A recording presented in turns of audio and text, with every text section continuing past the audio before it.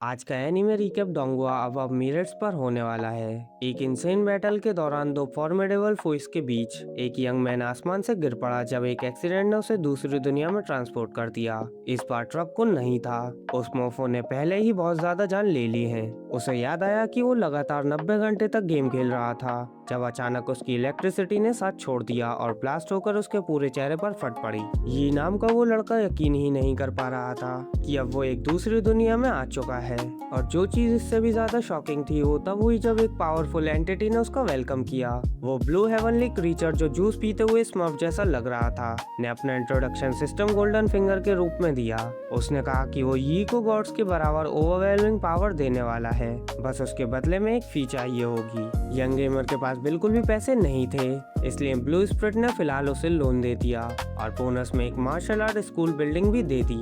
Deal पक्की हो गई और लड़के को वो सब कुछ मिल गया जो प्रॉमिस किया गया था, जैसे गॉड लेवल स्वॉर्डमैनशिप और ब्लैक स्मिथिंग। लेकिन एक चीज थी जो वो नहीं कर सकता था और वो थी स्पिरिचुअल एनर्जी अब्सॉर्ब करना, क्योंकि उसे कल्टीवेशन की एबिलिटी ही नहीं दी गई थी। ये वही एक चीज थी जिसके बारे में वो सच में केयर करता था और उसे लगा कि उसके साथ स्कैम हो गया है। वो यकीन नहीं कर पा रहा था कि उसने इतनी बड़ी अमाउंट उन स्किल्स के लिए चुका दी जिन्हें वो यूजलेस समझता था। दुनिया पर राज करने और मॉन्स्टर को हराने का उसका सपना खत्म हो चुका था। वो बस निराशा में चीखता रह गया जब मैजिकल क्रीचर गायब हो गया, इंस्टॉलमेंट्स में पेमेंट की उम्मीद करते हुए। वो 5 साल तक दुखी होकर इधर उधर घूमता रहा जब तक उसने अपनी किस्मत एक्सेप्ट करके एक नॉर्मल और सिंपल लाइफ जीने का फैसला नहीं कर लिया। साथ ही उन स्किल्स की प्रैक्टिस भी करता रहा जो उसे दी गई थी। वो पेंटिंग्स बनाता, वेपन्स फॉर्ज करता, बुक्स लिखता और अपने मार्शल आर्ट स्कूल में एक डिसिपल भी रख लिया। कोई नोबल इंटेंशन नहीं था, बस वो अकेला महसूस नहीं करना चाहता था। इस वक्त ये बिल्कुल ब्रोक था और पैसे कमाने का उसके पास एक ही तरीका था, अपनी बुक्स को ट्रैवलिंग पास से गुजरने वाले लोगों को बेचना। एक दिन लैन और उसकी स्टूडेंट लॉली वहाँ से गुजर रही थी। स्टूडेंट लड़की बुक स्टैंड देखकर क्यूरियस हो गई और उसे देखने चली गई। ये बिल्कुल शेमलेस था और उसने मौका देखकर लड़की को स्वीट टॉक करना शुरू कर दिया ताकि वो किताब खरीदना चाहे। बेसिकली उसने वही किया जो उस ओवरग्रोन स्पब ने उसके साथ किया था। ये अपनी मार्शल आर्ट्स बुक्स को 0 वैल्यू देता है, लेकिन पैसा कमाने के लिए कुछ भी। इसलिए उसने इतना बीएस बोला कि किताब दुनिया की सबसे बेस्ट चीज लगने लगी। लैन उस ट्रैश मटेरियल से कन्विंस नहीं हुई और अपनी स्टूडेंट को पकड़कर वहाँ से निकलने लगी। लेकिन लड़की किताब खरीदने के लिए इतनी जिद्दी थी कि वो अपने मसली विजन में ट्रांसफॉर्म हो गई और लैन के पास किताब खरीदने के अलावा कोई ऑप्शन नहीं बचा। उसे वो 10 सिल्वर कॉइन्स नहीं मिले जिनकी उसे उम्मीद थी, बल्कि लैन ने सिर्फ एक कॉइन देकर किताब खरीद ली और उसे ही जनरसिटी समझा। मास्टर और स्टूडेंट जंगल के रास्ते अपना सफर जारी रखे हुए थे। वो किंगशन सेक्ट का हिस्सा थे और वो लेडी कई सालों से मार्शल मास्टर लेवल पर अटकी हुई थी। हर कोशिश के बाद भी वो नेक्स्ट लेवल पर ब्रेक थ्रू नहीं कर पा रही थी। लेकिन सब कुछ तब बदल गया जब उसने किताब पढ़नी शुरू की। सिर्फ उसे पढ़कर ही वो उसमें मौजूद नॉलेज की वजह से लेवल अप कर गई, जिसे उसने मार्शल आर्ट का सबसे प्योर फॉर्म माना। इसी बीच अपने सेक्ट में उसका boss marshal king level achieve करने की कोशिश कर रहा था ताकि 3 दिन बाद होने वाली फाइट के लिए तैयार हो सके। उसे ब्रेक थ्रू करना ही था, वरना वो और उसका पूरा क्लैन मिटा दिया जाता। वो बैठा हुआ था और याद कर रहा था कि ये सब हुआ कैसे। उसके स्टूडेंट कई महीनों से डीमन वुल्फ से लड़ रहे थे और जब वो फाइनल स्ट्राइक देने ही वाले थे तब उसके राइवल निंग ने किल चुरा ली और हाई लेवल डीमन कोर ले गया। किंग शैन इतनी बेइज्जती बर्दाश्त नहीं कर सका और तुरंत अटैक कर दिया, लेकिन उसका वार सिर्फ हवा को लगा। निंग मार्शल किंग लेवल पर था और आसानी से अटैक डॉज करके उल्टा एक जबरदस्त ब्लो दे गया। उसने वादा किया कि 7 दिन के अंदर वो किंग शैन सेक्ट को मिटा देगा और फिर अपने रास्ते चला गया। किंग शैन को इसी प्रॉब्लम का सामना करना था। उसके पास ब्रेक थ्रू करने का कोई तरीका नहीं था और उसे पता था कि सब कुछ खत्म हो चुका है। कुछ देर बाद लैन उसकी 3 दिन की मेडिटेशन डिस्टर्ब करने आ पहुंची, जो वैसे भी किसी काम की नहीं जा रही थी। किंग शैन टेंशन में था, इसलिए उसने उसे शांति से छोड़ देने को कहा, लेकिन लैन जिद पर अड़ गई कि वो उस किताब को पढ़े जो वो खरीद कर लाई थी। किंग शैन ने इसे टाइम वेस्ट समझा और अथॉरिटी भरी आवाज में उसे वहाँ से चले जाने का ऑर्डर दे दिया। लैन भी काफी स्टबर्न थी और जाने से मना कर दिया। इसके बजाय उसने मार्शल स्पिरिट रेल्म में ब्रेक थ्रू करने के बाद अपनी पावर दिखाई। किंग शैन अपनी आंखों पर यकीन नहीं कर पा रहा था और उस किताब को पढ़ने के बारे में सोचने लगा। बिल्कुल उसकी तरह पहले उसने भी किताब को नीचे दिखाया और फिर उसे खोलकर देख लिया। इतनी छोटी सी किताब में मौजूद नॉलेज देखकर वो हैरान रह गया। उसने अपनी इनर वर्ल्ड में भी एक ब्रेक थ्रू एक्सपीरियंस किया, जहाँ लिटरली सिस्टम गोल्डन फिंगर उसकी ट्रेनिंग ले रहा था। वो महसूस कर सकता था कि पावर उसके अंदर भर रही है और देखते ही देखते किंग शैन मार्शल किंग रेल में पहुंच गया। मुझे लगता है कि अब ये कहना बिल्कुल सेफ है कि ये ओवरपावर्ड है। और ये की बात करें तो ये मोफो टाउन मार्केट में पहुंच चुका था और बेवकूफों की तरह अपना पैसे खाने पर उड़ा रहा था, स्पेसिफिकली मीट पर। वो अकेले बैठकर खा रहा था जबकि उसकी डिसिपल डोजो में भूखी बैठी थी। उनके पास खाने को कुछ नहीं था तो उसने उसे कहा कि स्ट्रांग बनने के लिए फास्ट करो। और इधर ये सो कॉल्ड मास्टर खुद पेट भरकर खा रहा था। उसकी लोकेशन से ज्यादा दूर नहीं एक डॉग एक वेंडर से खाना चुरा कर भाग रहा था। एस्केप तो क्लीन था लेकिन वो ई से टकरा गया जो आराम से अपना खाना एंजॉय कर रहा था। डॉग ने तुरंत उस पर अटैक करने का फैसला कर लिया। असल में ये डॉग कोई ऑर्डिनरी जानवर नहीं था, वो एक इनक्रेडिबली पावरफुल डीमन वुल्फ था जिसे हेवन डेवोरिंग वुल्फ ट्राइब से बैनिश कर दिया गया था। ये ने अटैक आते ही उसे एक हाथ से पकड़ लिया। वुल्फ ने तुरंत एक डेवास्टेटिंग अटैक अनलीश किया लेकिन उससे ये को 0 डैमेज हुआ। सिर्फ एक चीज डैमेज हुई थी और वो था उसका खाना जिसने उसे गुस्सा दिला दिया। इसलिए पेमेंट के रूप में उसने डिसाइड किया कि वो इस क्रीचर को ही खा जाएगा क्योंकि इसने उसका मील बर्बाद कर दिया था। पावरफुल वुल्फ डर के मारे वहीं धाराशायी हो गया। साफ था कि ये कोई ऑर्डिनरी मॉर्टल नहीं था, बंदा हद से ज्यादा स्ट्रॉन्ग था और उसे खुद इस बात का अंदाजा भी नहीं था। घर वापस जाते वक्त फॉक्स ने एक बार फिर ये पर अटैक करने की कोशिश की लेकिन उसका अल्टीमेट अटैक भी ये को सिर्फ हल्का सा बम से ऐसा महसूस हुआ। जब ये सब चल रहा था मास्टर किंगशन उससे मिलना चाहते थे और उन्होंने लैन से रिक्वेस्ट की कि वो उन्हें वहाँ ले चले। जब वो उसके स्कूल पहुंचे एंट्रेंस पर लगा साइन किसी सिक्योरिटी सिस्टम की तरह एक्ट कर रहा था। लैन को तो कुछ नोटिस नहीं हुआ लेकिन किंगशन ने जरूर महसूस किया। उसने इस बात को इग्नोर कर दिया और दोनों रेस्पेक्ट के साथ यी को आवाज देते हुए अंदर चले गए। ये दोनों जानते थे कि ये इनक्रेडिबली पावरफुल था इसलिए वो काफी कॉशियस थे कि अपने आप को कैसे प्रेजेंट करें। उनका वेलकम जोंग ने किया जो ये जानकर खुश थी कि वो उसके मास्टर से मिलने आए हैं। जोंग देखने में लड़के जैसी लगती है लेकिन मुझे लगता है कि वो लड़की है। खैर उसने बड़े प्यार से उन्हें बैठने के लिए कहा जब तक वो जगह को साफ कर ले लेकिन गेस्ट सिर्फ बैठने के लिए बहुत ज्यादा ऑस्ट्रक थे और रात होने तक खुद ही सफाई करने लगे। आखिरकार ये वापस आया और उसे हैरानी हुई कि लैन अपने मास्टर के साथ पूरी पेमेंट न कर पाने के लिए माफी मांगने आई थी। ये काफी चिल्ड बंदा था और उसने उन्हें मील के लिए रुकने का इनविटेशन दिया क्योंकि वो अभी अभी मिले उस स्ट्रेवल को कुक करने वाला था। किंग शैन और उसकी स्टूडेंट को ई की बास्केट से निकल रही इनॉर्मस डेमोनिक एनर्जी महसूस हो रही थी और वो डरे हुए थे लेकिन ई और उसकी स्टूडेंट को इससे कोई फर्क नहीं पड़ रहा था। उन्हें बिल्कुल भी थ्रेट महसूस नहीं हुआ। ये अंदर प्रिपरेशन शुरू करने चला गया। वो जिस तरह कुकिंग कर रहा था वो भी डिवाइन लेवल की थी। लैन और किंग शैन ने उसके काटे हुए एक वेजिटेबल का बाइट लिया और वो हैरान रह गए लेकिन जब बास्केट से वो क्रीचर बाहर निकला तो वो दोनों घबरा गए। सिर्फ एक नजर में ही उन्हें समझ आ गया कि वो क्या है और वो तुरंत पीछे हट गए। जब ये वापस आया तो उन्होंने उसे डेंजर के बारे में वार्न किया और हैरान रह गए जब हेवनली डिवन ने ई को देखते ही डर के मारे रिट्रीट कर लिया। किंग शैन को लगा कि मॉन्स्टर को ना खाना ही बेहतर होगा वरना वुल्फ ट्राइब उनका शिकार करेगी। उन्हें पूरा यकीन था कि जो भी इतना पागल हो कि ऐसे मॉन्स्टर को खा ले वो कम से कम मार्शल किंग से 4 लेवल ऊपर होगा। वो इस मामले में बिल्कुल इन्वॉल्व नहीं होना चाहते थे। इसी बीच जब ये मॉन्स्टर को खत्म करने की तैयारी कर रहा था जोंग अंदर आई और उसे वो क्रीचर बहुत क्यूट लगा। ऐसा लगता था कि जोंग भी एक्सट्रीमली पावरफुल थी क्योंकि उसने बीस्ट को गले लगा लिया और अपने मास्टर से उसकी जान बख्शने की रिक्वेस्ट की। उन पपी आइस ने कमाल कर दिया। ये मान गया और उसने क्रीचर को पेट के रूप में रखने के लिए फैसला कर लिया। किंग शैन और उसकी स्टूडेंट ये सब एक झाड़ी के पीछे छुपकर देख रहे थे। उन्हें जोंग एक ऑर्डिनरी इंसान लग रही थी जिसके पास कल्टीवेशन की एबिलिटी नहीं थी। पूरी सिचुएशन उनके लिए बिल्कुल भी सेंस नहीं बना रही थी। यहाँ तक कि ये के हाथ में जो ऑर्डिनरी लुकिंग किचन ब्लेड था वो असल में एक होली टियर डिवाइन वेपन था। जब किंग शैन ने कहा कि अगर वो वेपन वॉरो कर ले तो निंग को हरा सकता है तब लैन झाड़ियों से बाहर कूद पड़ी और ई से उसे वेपन के लिए रिक्वेस्ट करने लगी। ई को इससे कोई प्रॉब्लम नहीं थी और उसने बड़े हम्बल तरीके से वेपन उन्हें दे दिया जबकि सेक मास्टर पूरे अप्रिसिएशन में रो पड़ा। उसने प्रॉमिस किया कि काम खत्म होते ही वो वेपन वापस कर देगा। एक इवेंटफुल रात के बाद वो स्कूल से निकल गए और ब्लेड को टेस्ट करने के लिए अपने हेडक्वार्टर्स लौट आए। प्रोमिनेंट मेंबर को इस इवेंट का विटनेस बनने के लिए अनाउंस किया गया। उनके पास एक स्पेशल स्टोन था जिसे वेपन्स टेस्ट करने के लिए यूज किया जाता था। बस वेपन को उस पर थोड़ा सा कट लगाना था। उसने अपने फॉलोअर्स को बताया कि अगर वो इस बैटल में मर गए तो वो यी को अपनी सबसे प्रीशियस ट्रेजर दे दें। उन्हें समझ नहीं आया कि क्यों लेकिन उसने बस कहा कि जो बोला है वो करो। अब बकबक खत्म हो चुकी थी और वेपन टेस्ट करने का वक्त आ गया था। बूढ़े ने दोनों हाथों से ब्लेड पकड़ा और पूरी ताकत से स्विंग किया लेकिन कुछ भी नहीं हुआ। वो रोना शुरू कर दिया सोचते हुए कि शायद उसने आइटम को गलत जज कर लिया था। उसे पूरा यकीन था कि अब उसका काम तमाम है लेकिन स्टूडेंट्स के उसकी फेलियर नोटिस करने से पहले ही उसके पीछे वाला रॉक बिलियन पीसेस में टूट गया। अब किंग शैन अपनी जिंदगी की सबसे बड़ी फाइट के के लिए तैयार था। आखिर वो दिन आ गया और यी ने इसे एक जबरदस्त बिजनेस अपॉर्चुनिटी के रूप में देखा। उसने कुछ बाइनोकुलर्स क्राफ्ट किए ताकि जो लोग बैटल देखना चाहते थे उन्हें रेंट पर दे सके, क्योंकि बैटल डेंजरस होने वाली थी। नॉर्मल लोग इतना पास नहीं जा सकते थे कि उसे देख सकें। वो सबको एक वेंटेज पॉइंट तक ले गया और अपनी सेफ पिच करनी शुरू कर दी। अब लोग सेफ डिस्टेंस से फाइट देख पा रहे थे। ज्यादा वक्त नहीं लगा और निंग आ पहुंचा। फिर दोनों के बीच हाथों का एक्सचेंज शुरू हो गया। किंग शेन कॉन्फिडेंट था क्योंकि अब वो अपनी एनिमी के सेम लेवल पर था, लेकिन जैसे ही ब्लोज एक्सचेंज होने लगे, एक सीधा थप्पड़ फेस पर पड़ते ही उसे पता चल गया कि निंग मार्शल किंग के हायर लेवल पर था। उसने किंग शेन का चेहरा बिल्कुल एक सर्टेन यूएफसी फाइटर जैसा बना दिया था। उसे हम्बल करने के बाद निंग ने एक क्रेजी बॉम्बशेल ड्रॉप किया। वो कम से कम 20 सालों से मार्शल किंग रेल में था। ये न्यूज सुनते ही किंग शेन को समझ आ गया कि वो पूरी तरह कुक्ड है।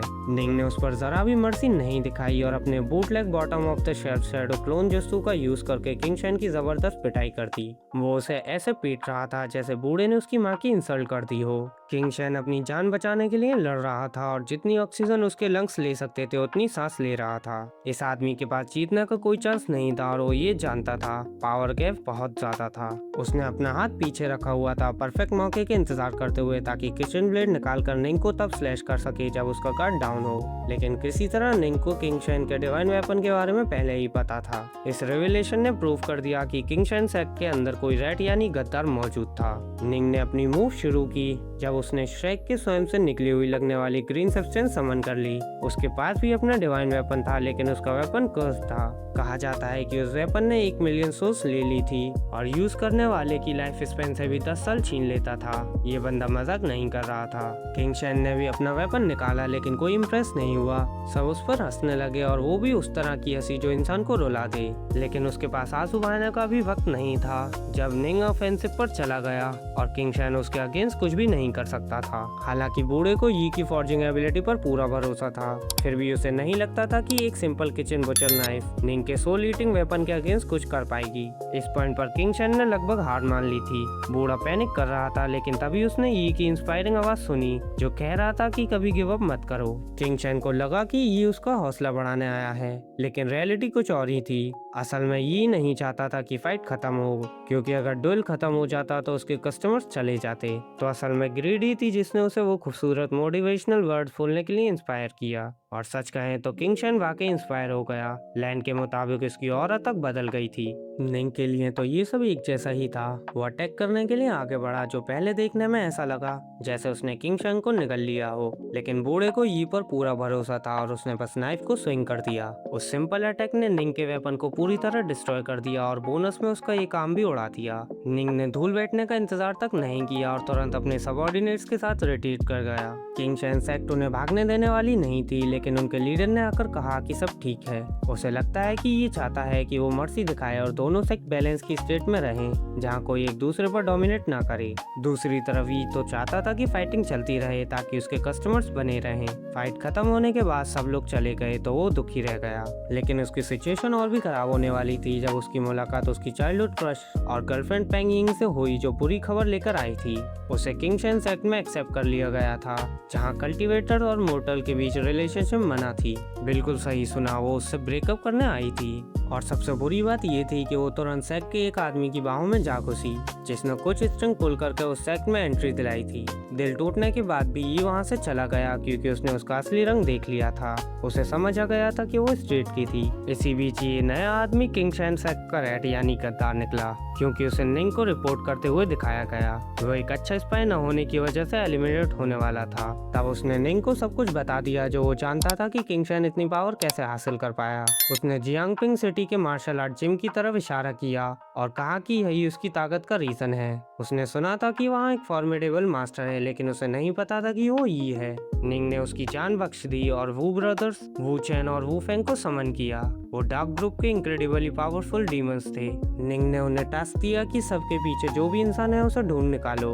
उसे कोई फर्क नहीं पड़ता कि वो उसे डेडलाइन या अलाइव। इसलिए दोनों भाई अपने मिशन पर निकल पड़े। पड़े। वो अलग अलग मार्शल स्कूल्स में तबाही मचाते हुए उस मिस्टीरियस इंसान को ढूंढने लगे। एक एस्टेब्लिशमेंट को डिस्ट्रॉय करने के बाद उनकी मुलाकात एक बूढ़े आदमी से हुई, जिसे उन्होंने कहा कि अपने काम से मतलब रखो वरना जल्दी मौत मिल जाएगी। लेकिन उस बूढ़े को देखकर किसी को बताने की जरूरत नहीं थी कि वो बहुत पावरफुल है। सिर्फ एक नजर में ही उन्होंने उसकी ऑरा महसूस कर ली और वहाँ से भाग निकले। वू फेंग ने महसूस किया कि उसकी पावर उनके मास्टर से 10 गुना ज्यादा है। वू चेन ने कहा कि उसकी कैलकुलेशन गलत है क्योंकि वो कम से कम 100 गुना ज्यादा पावरफुल था। वो जंगल में ज्यादा दूर तक नहीं पहुंच पाए थे कि बूढ़ा उनके पास पहुंच गया। वो उनके ऊपर आसमान में एक एयरबॉर्न स्क्विरल की तरह उड़ रहा था। उसने अपनी पाम आगे बढ़ाई और एक स्क्रॉचिंग फायर अटैक रिलीज किया, जिसने जंगल का एक बड़ा हिस्सा तबाह कर दिया। लेकिन दोनों भाई मुश्किल से बच निकले। उनमें से एक को लगा कि यही वो आदमी है जिसे उनका मास्टर ढूंढ रहा है, लेकिन दूसरे ने उसे याद दिलाया कि जिस इंसान को वो ढूंढ रहे हैं उसके बारे में कहा गया था कि वो जोंगपिंग सिटी में नया है। बूढ़ा एक और अटैक प्रिपेयर करने लगा जिससे वो उनका काम तमाम करना चाहता था। भाइयों को मजबूरन एक स्पेशल रेलिक सेंटिन स्टोन का यूज करना पड़ा ताकि वो उस जगह से टेलीपोर्ट कर सकें। वो उस एरिया में पहुंचे जहां ई का स्कूल था। वो लगभग उसे मिस ही कर देते और जब उन्होंने उसे देखा तो उसकी अपीयरेंस से बिल्कुल इम्प्रेस नहीं हुए। उनकी प्रेजेंट लिटिल वुल्फ ने महसूस कर ली, जिसे कंपाउंड की गार्डिंग का टास्क दिया गया था। उसका नाम एऊ छिंग था और फाइट के लिए तैयार होकर खड़ा हो गया। उसने जोंग को एनिमीज के बारे में वार्न करने की कोशिश की, लेकिन वो उसकी बात समझ नहीं पाई। वू चेन ने अपनी ऑरा रिलीज की और वुल्फ को यकीन हो गया कि अपनी करंट स्टेट में वो उन्हें हरा नहीं सकता। दूसरी तरफ ब्रदर्स उस एस्टेब्लिशमेंट को नीचा देख रहे थे और उन्हें लगा कि काम के लिए सिर्फ एक इंसान ही काफी होगा। वू चेन ने एंट्रेंस के ऊपर लगे बैनर पर अटैक करके शुरुआत की, लेकिन बैनर रीजनरेट हो गया और उन पर वेपन लॉन्च करने लगा। वू फेंग तो बच गया, लेकिन वू चेन गोल होकर बॉल की तरह सिमट गया। उसकी आंखों में डर साफ नजर आ रहा था और उसने अपने भाई को भागने के लिए कहा, लेकिन तब तक बहुत देर हो चुकी थी। एक बैरियर ने उन्हें एंट्रेंस के अंदर ही ट्रैप कर लिया और वो एक अलग डायमेंशन में ट्रांसपोर्ट हो गए। वू चेन को याद आया कि उसके पास शैंतिन स्टोन है जो किसी भी सिचुएशन को हैंडल कर सकता है, और इसी बात ने उनके डर को थोड़ा कम कर दिया। लेकिन फिर उन्होंने ई की इनक्रेडिबल ऑरा देखी जो उन्हें सिर्फ इंसेक्ट समझ रहा था। उन्हें एक झटके में उड़ा दिया गया और दोनों तुरंत मर गए। यी को बिल्कुल भी पता नहीं था कि उसने अभी क्या कर दिया है। सच तो ये है कि उसे ये भी नहीं पता था कि उसकी बिल्डिंग पर अटैक हुआ था। उनमें से एक वॉल पर मॉडर्न आर्ट की तरह चिपक गया, जबकि दूसरा पूरी तरह एवेस्क्रेट हो गया और सिर्फ एक बोन बच गई। आवाज सुनने के बाद जोंग बाहर देखने आई कि क्या हुआ, लेकिन उसे सिर्फ शैंतिन स्टोन और वू फेंग के क्लोक का एक टुकड़ा मिला। ऑचिंग ने देखा कि जोंग ने उस गोल्डी ट्रेजर का यूज स्टेयर के गैप को भरने के लिए कर लिया और उस क्लोक को, जो खुद एक अल्टीमेट ट्रेजर था, रैक की तरह इस्तेमाल करने लगी। ये सब देखकर वुल्फ वहीं बेहोश हो गया। ज्यादा देर नहीं लगी और वो बूढ़ा, जिसका नाम वूजोंग था, लोकेशन पर पहुंच गया, लेकिन वो किसी और रीजन से वहां गया था। ओल्ड मैन वू रेगुलर बोर्ड गेम्स की वजह से यी को जानता था और उसे चैलेंज करने आया था, लेकिन वो उसके सामने बिल्कुल मैच नहीं कर सका और एक और एल खा गया। वो यी की प्रेजेंस देखकर हैरान रह गया और उसे पूरा यकीन हो गया कि वो कोई ऑर्डिनरी बंदा नहीं है। जो बात उसके लिए फाइनल कंफर्मेशन बनी वो ये थी कि शैंतिन स्टोन का यूज स्टेयर रिपेयर करने के लिए किया गया था। वो यकीन नहीं कर पा रहा था कि यी ने पहले ही वो ब्रदर्स का काम तमाम कर दिया था। वो चाहता था कि यी उसकी पावर को एक्नॉलेज करे, इसलिए उसने एक सुप्रीम डिवाइन रैक समन की, जो हासिल करने में उसकी जान लगभग चली गई थी। कहा जाता था कि वो टॉप 10 वेपन्स में से एक है, लेकिन यी ने उसे सिर्फ स्क्रैप मेटल और एक यूजलेस फार्मिंग टूल के रूप में देखा। उसने ओल्ड मैन वू से कहा कि इसे फेंक दो, लेकिन जब बूढ़ा उसकी बात से डीपली ऑफेंड हो गया तो यी ने ऑफर दिया कि वो उस रस्टेड वेपन को साफ कर देगा। वो वेपन को अपने वर्क स्टेशन पर ले गया और सिर्फ 5 कॉइंस में उसे रिपेयर करने लगा।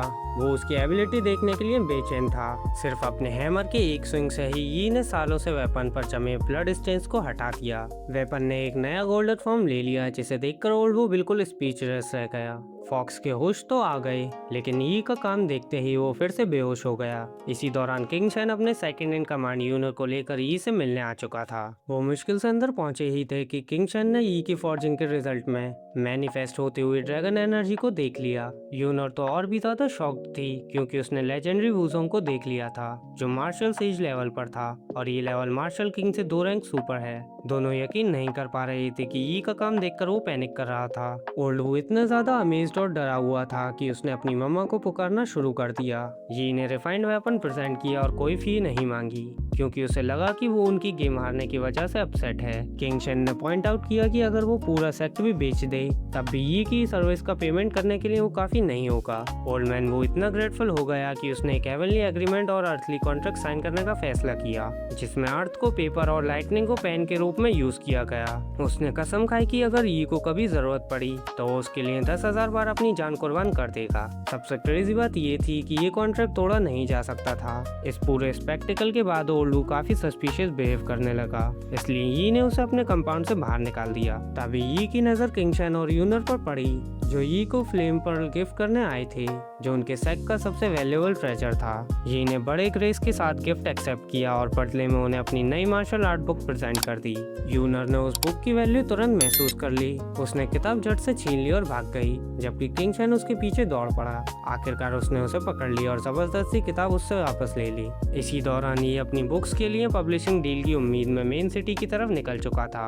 वहाँ उसकी मीटिंग चेयरमैन माओ से हुई, जिसके चेहरे पर हमेशा एक स्मग एक्सप्रेशन चिपका रहता था। ये बंदा जियांगपिंग चैम्बर्स ऑफ कॉमर्स का एक हायर अप था। पहले तो ऐसा लगा कि वो ये के साथ डील करने वाला है, लेकिन फिर उसने यी को नीचे दिखाते हुए कहा कि उनके ट्रैश बुक्स पब्लिक करने का कोई चांस ही नहीं है। यी डिसअपॉइंटेड जरूर हुआ, लेकिन उसने अपनी डिग्निटी मेंटेन रखी और चेयरमैन माओ की टी ऑफर एक्सेप्ट किए बिना ही वहाँ से चला गया। यी अपनी रिजेक्शन का गम मनाने के लिए एक डर्टी एलीवे में जाकर बैठ गया। अभी वो आधा ही सल्क कर पाया था कि लैन और लॉली किंग शेन की तरफ से फ्रूट्स की बास्केट लेकर वहाँ पहुँच गई। एक बाइट लेने के बाद यी को थोड़ा बेटर फील हुआ। उसकी बुक्स पूरी फ्लोर पर बिखरी हुई थी और लड़की ने नोटिस किया कि वो उस नोवेल का ऑथर है जिसे लैन हद से ज्यादा पसंद करती थी।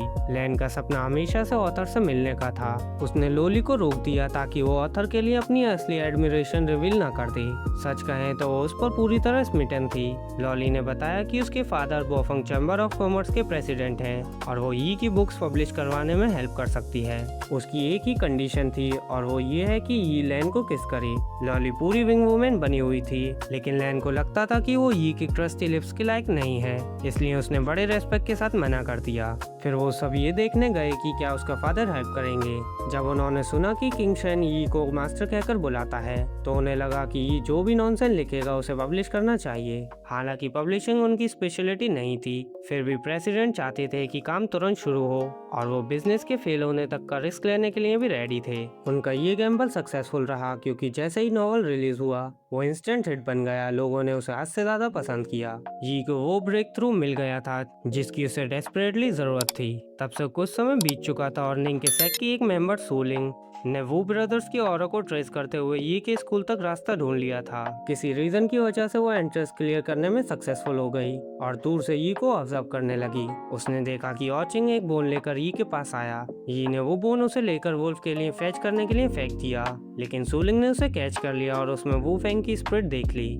उसे यकीन ही नहीं हुआ कि वो बंदा मर चुका है। वो इस बात को प्रोसेस भी नहीं कर पाई थी कि तभी यी उसके पीछे खड़ा था और पूछ रहा था कि क्या वो इसे पहचानती है। डर के मारे लेडी खून थूकने लगी और तुरंत वहाँ से भाग निकली। उसे लग रहा था कि यी उसे एलिमिनेट कर देगा, जबकि यी तो बिल्कुल क्लूलेस था और उसे टी के लिए इनवाइट कर रहा था। उसी दिन बाद में बोफेंग चैम्बर ऑफ कॉमर्स के एक सर्वेंट गुड न्यूज लेकर आया। उसने यी को एक गोल्डन कार्ड दिया जिसमें 3 लाख सिल्वर कॉइंस थे, जो पिछले महीने की सेल्स का उसका शेयर था। इतनी बड़ी अमाउंट देखकर यी को यकीन नहीं हुआ, लेकिन उसके फेशियल एक्सप्रेशन को देखकर सर्वेंट को लगा कि वो डिस्प्लीज्ड है। वो डरा हुआ वहाँ से भाग गया और प्रॉमिस किया कि अपने बॉस को बता देगा कि ये अमाउंट काफी नहीं है। दूसरी तरफ ये तो खुशी से पागल हुआ जा रहा था। अब वो ऑफिशियली रिच था, लेकिन उसकी सेलिब्रेशन रूडली इंटरप्ट हो गई जब चेयरमैन माओ एक ऑफर और अपॉलजी लेकर वहाँ आ पहुंचा। वो 1 लाख कॉइंस ऑफर कर रहा था। चेयरमैन ने उसके कलीग्स ने यी से माफी मांगने और रिलेशन सुधारने के लिए कहा था। यी की बुक्स को डिसमिस करने वाली उसकी गलती की वजह से उनकी इंस्टीट्यूशन को बोफेंग चैम्बर ऑफ कॉमर्स ने पीछे छोड़ दिया था, जो यी की बुक्स बेचकर क्रेजी सक्सेस हासिल कर रही थी। अब यी को उसकी हेल्प में कोई इंटरेस्ट नहीं था और उसे चेयरमैन माओ को वहीं कोल्ड डिसमिसल दे दिया जो कभी उसे मिला था। चेयरमैन माओ के पास एल एक्सेप्ट करने के अलावा कोई ऑप्शन नहीं था, खासकर जब उसने यी के पास वीआईपी गोल्ड कार्ड देख लिया। जब ये सब चल रहा था, सूलिंग निंग को वो हॉरर रिपोर्ट कर रही थी जो उसने विटनेस की थी। निंग गुस्से से पागल हो गया था कि वो ब्रदर्स को इतने ब्रूटल तरीके से एलिमिनेट कर दिया गया, और जब उसे पता चला कि उनके प्रीशियस रेलिक्स को एक स्टेन स्टेप और यूजलेस रैक की तरह यूज किया गया है, तो उसका गुस्सा और भी ज्यादा बढ़ गया। निंग इतनी बेइज्जती बर्दाश्त नहीं कर सका और उसने कसम खाई कि वो अपने इन्हीं हाथों से ई को मिटा देगा। उसने अपने लोगों को तैयारी करने का ऑर्डर दिया क्योंकि वो वॉर पर जाने वाले थे। और इसी के साथ एपिसोड का एंड हो गया। पार्ट 2 के लिए लाइक और सब्सक्राइब करना मत भूलना। Thanks for watching. आप जाओ और लेवल अप करो। मैं तुमसे नेक्स्ट वन में मिलूंगा।